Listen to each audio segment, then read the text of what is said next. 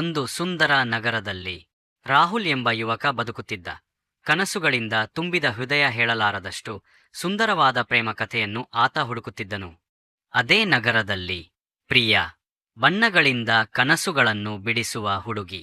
ಅವಳ ಕಣ್ಣಲ್ಲಿ ಮೌನ, ಅವಳ ಹೃದಯದಲ್ಲಿ ಮಾತಾಡದ ಕಥೆ.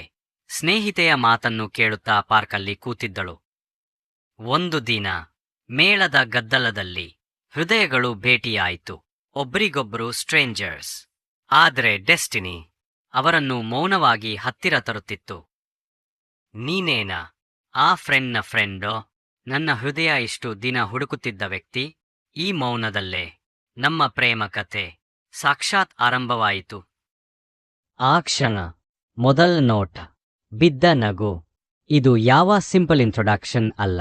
ಒಂದು ಅನಿಸಿಕೆ, ಎರಡೂ ಹೃದಯಗಳು ಒಂದೇ ಸರಿಯಾಗಿ ತಡೆದ ಕ್ಷಣ. ಈ ಮೌನದಲ್ಲೇ ಆರಂಭವಾದ ಪ್ರೇಮ ಇಂದು ಮದುವೆ ಮಂಟಪದಲ್ಲಿ ಎರಡೂ ಹೃದಯಗಳು ಒಂದೇ ಹೆಸರಿನಲ್ಲಿ ಜ್ಯೋತಿಯಾಗಿದೆ. ಪ್ರಿಯಾ, ನೀನು ಬಂದಾಗ ನನ್ನ ಬದುಕೇ ಬದಲಾಗಿತ್ತು.